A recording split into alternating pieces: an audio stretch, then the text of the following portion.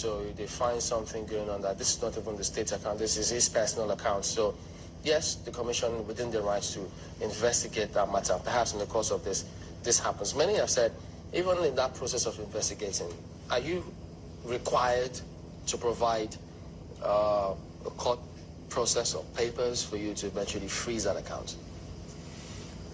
There's no absolute power on EFCC to freeze accounts or freeze properties. Remember that the citizen has right to property, and you cannot compulsorily restrict such properties without due process. Are you with me? These are the issues. What kind of due process are we looking at here? Each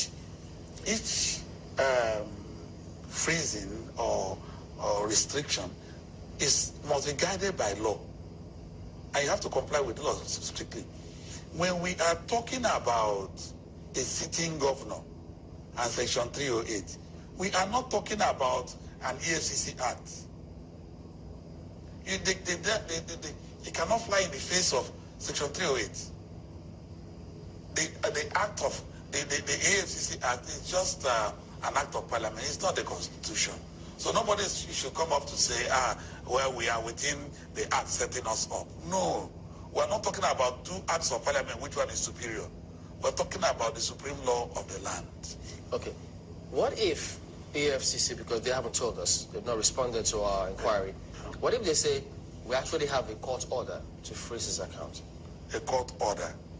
Then it will be another issue to talk about whether a court can make such decision in the face of a Supreme Court decision I've cited and express constitutional provision.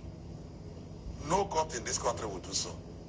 I'm sure, because I mean the courts stand there as the last hope of the common man. So because the issues we will be looking at what issues did the court look at before making such order on a sitting governor. And in this particular case, this governor is not a governor. You'll be wondering whether he's still a governor, because it's always on the front line of so everybody, even the children in the street know, oh, this man is a sitting governor. No, so in the face of Section 308 yes, and the Supreme Court judgment that you cited, what should the EFCC have done? Now, I think that the EFCC should do their work within the act. You have no restriction on investigation. Investigate the man. But well, that's what when you investigate, you could let Nigerians know that you have investigated this man and this is what your investigation showed. But whatever your investigation shows is not final, because it has to be subjected to the crucibles of the law, the court process. If a man is not convicted, all you have done is to say, this is what our investigation revealed. And of course, you know the Freedom of Information Act. Anybody can ask for, following due process, you have investigated this person.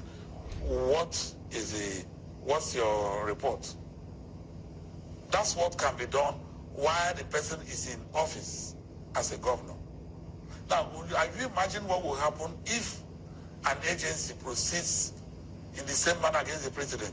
But what if, or the vice president? What if that individual uses the powers of his office to attempt to hinder the investigation of the agency? Don't you think this... When he does that, that is also investigated, and he will leave the office. As soon as he leaves the office, he faces just prosecution. What the Constitution is talking about is suspensory,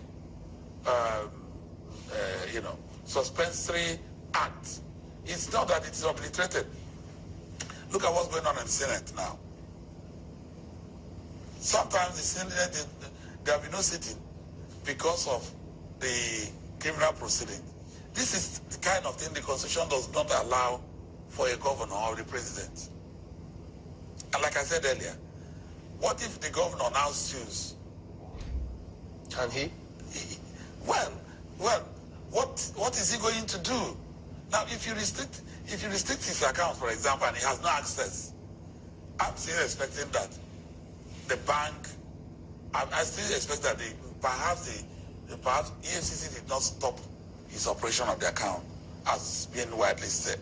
It is likely it may be some banker that said, "Oh, EFCC account, please don't touch this account." I still believe that EFCC will not actually freeze the account. There's been a precedent to this before. This is not the first time EFCC has gone ahead to maybe freeze the account of a sitting governor.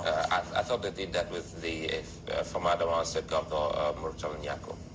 Well, that's not before us now, but even if it is done, it is not within the Constitution. Now, like you said, what does EFCC do? Do your investigation. You are not a court. Publish your investigation if you like. Let the